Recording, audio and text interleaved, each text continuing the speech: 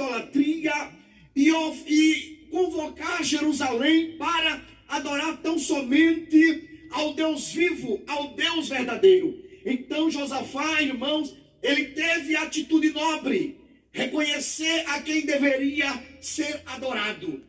Enquanto Acasia, ele dá continuidade à adoração aos deuses que os seus pais o adoravam, que era o Deus chamado Baal.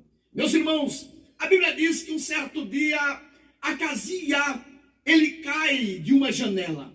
Não sabemos o que ele fazia na janela. Não sabemos o que ele estava fazendo naquela janela. Mas a Bíblia diz que era uma janela alta. E a Bíblia diz que ele cai pelas grades daquela janela. E a Bíblia diz que quando ele cai, a Bíblia diz que ele adoece. Nos dá a entender que muitas das vezes alguém cai, pode até cair, pode até dar uma topada e não adoecer. Já vi pessoas dar topada e arrancaram a ponta do dedo, arrancar unha. E já vi pessoas dar topada e não acontecer nada. Não é verdade? Então a Bíblia diz que Acasia caiu e o texto diz que ele adoeceu. O texto diz que ele adoeceu. Ao ponto de se preocupar, ao ponto da sua doença se agravar e ele se preocupar ao ponto de querer saber se ele iria ser curado.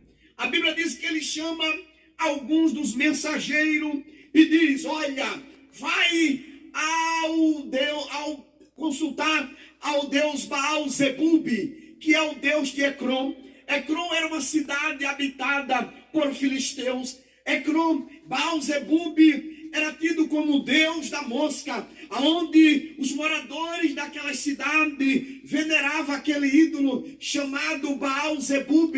Então Acasia chama seus mensageiros e diz: vai lá, pergunta para Baal-Zebub se eu vou ser curado, se eu serei curado desta enfermidade, se eu irei me levantar desta cama. A Bíblia diz que os mensageiros se levantaram e foram ao encontro do Deus chamado Baal-Zebub. E quando eles vão no caminho, Deus se utiliza de um profeta conhecido por todos nós, chamado Elias. Elias, o tisbita. Deus levanta a Elias e Deus diz: Elias, levanta-te, vai ao encontro dos mensageiros de Acasia e pergunta para ele se não tem Deus em Israel para ele consultar. Pergunta para ele se não existe um Deus vivo, um Deus verdadeiro, que verdadeiramente deve ser adorado. Pergunta a ele se Israel não tem um Deus que governa.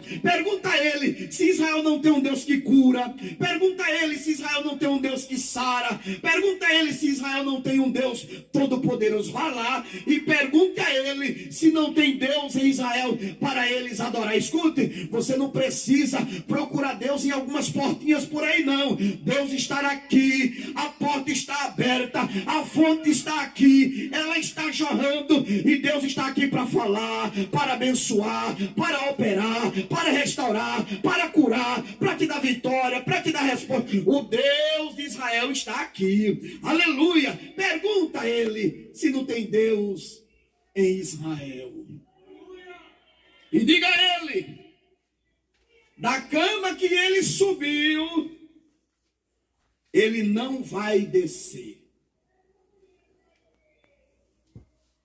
Chega uma hora, irmão, que Deus chama eu e você para uma conversa. Deus, ele dá oportunidade ao homem, mas tem uma hora que ele diz: senta aqui, vamos conversar.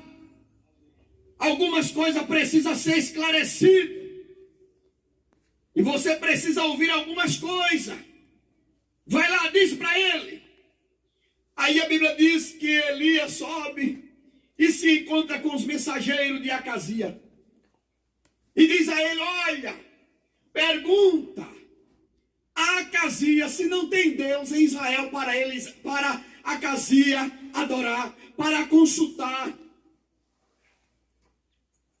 Pergunta para ele Se não tem um Deus que pode resolver o problema dele, ao ponto dele mandar consultar Baal Zebub, o Deus de Ecrón. Volta lá, diz para ele, da cama que subiu, ele não se levantará, ele morrerá.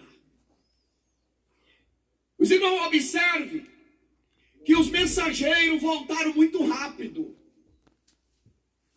ao ponto de perturbar o rei. E o rei diz: vem aqui, por que voltaste tão rápido?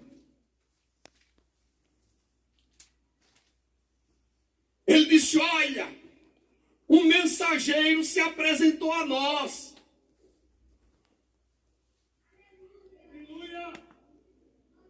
E mandou te perguntar se não tinha Deus em Israel para